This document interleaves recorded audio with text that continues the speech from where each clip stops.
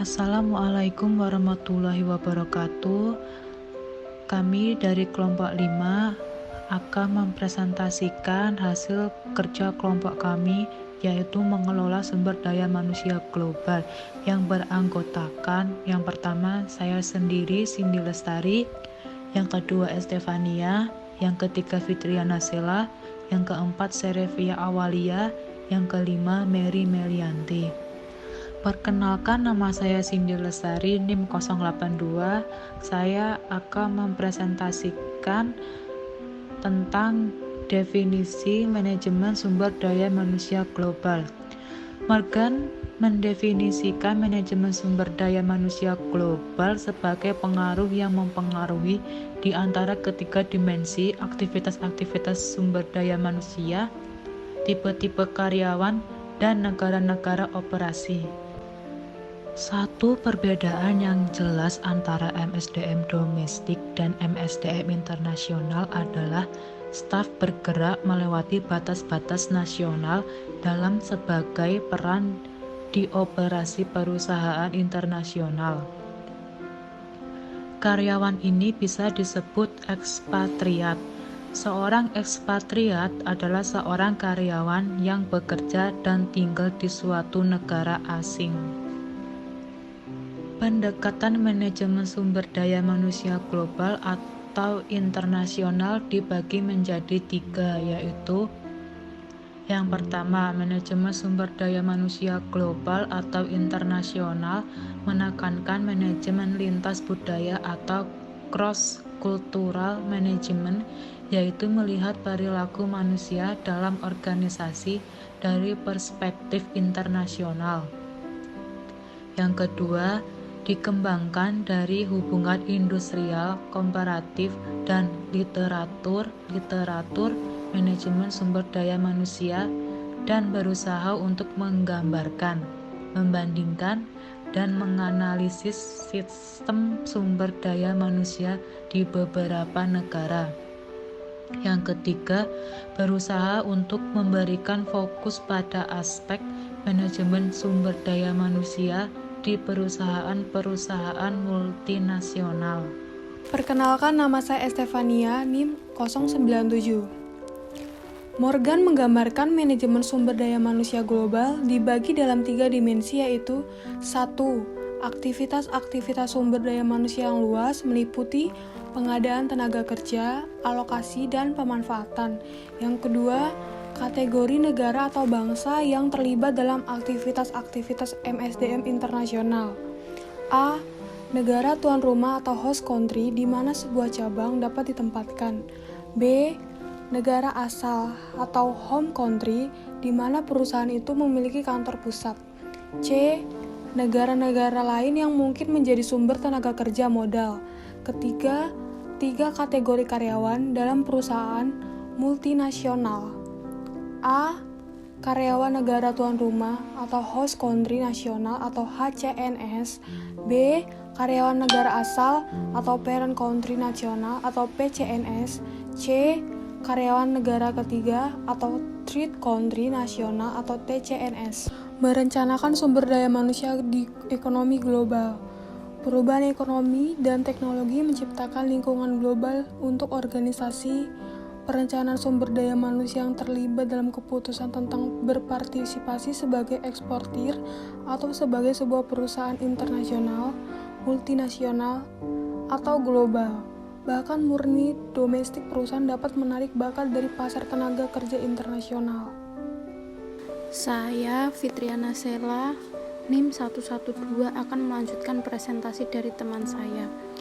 Permasalahan dalam Human Resource Management Internasional. Human Resource Management Internasional melibatkan sejumlah permasalahan yang tidak muncul ketika aktivitas-aktivitas perusahaan hanya sebatas pada satu negara saja.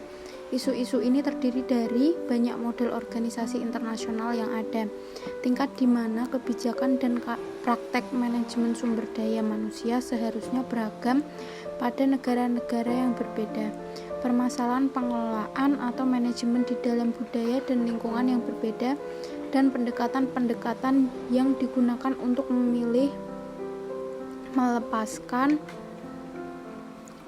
mengembangkan dan memberikan penghargaan pada para ekspatriat yang dapat berasal dari negara yang sama dengan perusahaan induk atau penduduk negara ketiga. Penduduk dari negara-negara selain dari perusahaan induk yang bekerja di luar negeri pada perusahaan cabang dari perusahaan tersebut. Selanjutnya, kriteria memilih pegawai dalam pasar tenaga kerja global. Ada 3, yaitu 1. Kompetensi atau keahlian di wilayah tersebut. 2. Kemampuan untuk berkomunikasi secara verbal dan non-verbal di negara asing. 3. Fleksibilitas, toleransi ambiguitas, dan kepekaan terhadap perbedaan budaya. Assalamualaikum warahmatullahi wabarakatuh. Perkenalkan, nama saya Serevia Valia Putri, NIM 5180211129. Di sini saya akan membahas mengenai perbedaan manajemen sumber daya manusia domestik dan internasional. Jadi di sini itu perbedaannya ada 5 macam. Yang pertama, lebih banyak fungsi dan kegiatannya. Kemudian yang kedua, perspektif yang lebih luas. Dan yang ketiga, lebih terlibat dalam kehidupan pekerjaan. Kemudian yang keempat, tingkat resikonya lebih besar. Dan yang terakhir, pengaruh eksternal atau kekuatan-kekuatan yang lainnya. Selanjutnya saya akan menjelaskan mengenai tantangan manajemen sumber daya manusia global. Hal yang menantang dari mengelola sumber daya manusia secara global adalah bahwa apa yang dijalankan di sebuah negara mungkin tidak dapat dijalankan di negara lain. Jadi, pemberi kerja menghadapi banyak perbedaan, seperti politik, sosial, hukum, dan kultur antar negara, serta orang di luar negeri. Oleh karena itu, manajer harus dapat mengelola sumber daya manusia yang ada dengan tepat di mana sumber daya manusia itu berada. Manajer dapat mengandalkan manajemen sumber daya manusia internasional untuk menangani tantangan sumber daya manusia global tersebut. Perkenalkan, nama saya Mary Milianti, NIM 5180211224. Di sini saya akan melanjutkan presentasi dari teman saya mengenai menurut Noe ada beberapa hal-hal yang dapat mempengaruhi perbedaan manajemen sumber daya manusia antar negara, yaitu 1. Budaya. Perbedaan budaya di setiap negara merupakan hal yang menjadi tantangan tersendiri bagi manajer untuk memanajemen sumber daya manusia yang tersedia. Kedua, pendidikan. Perbedaan tingkat pendidikan antar negara juga mempengaruhi manajemen sumber daya manusia antar negara. Oleh karena itu, manajemen sumber daya manusia antar negara dapat berbeda-beda karena tingkat pendidikan antar negara juga berbeda. Yang ketiga, sistem ekonomi. Perbedaan sistem ekonomi di setiap negara memiliki perbedaan-perbedaan tertentu. Manajemen sumber daya manusia terpengaruh juga oleh sistem ekonomi negara di mana perusahaan sedang beroperasi. Manajemen sumber daya manusia di negara liberal akan berbeda dengan di negara yang menganut sistem ekonomi terpusat. Yang keempat atau yang terakhir, sistem politik. Perbedaan sistem politik yang menganut oleh suatu negara akan mempengaruhi manajemen sumber daya manusia dalam pembuatan dan penerapannya, sehingga manajemen sumber daya manusia harus mampu menyesuaikan dengan sistem politik yang dianut oleh negara yang sedang menjadi tempat operasi. Selanjutnya saya akan membahas tentang keterkaitan sumber daya manusia global dengan PT Indofood.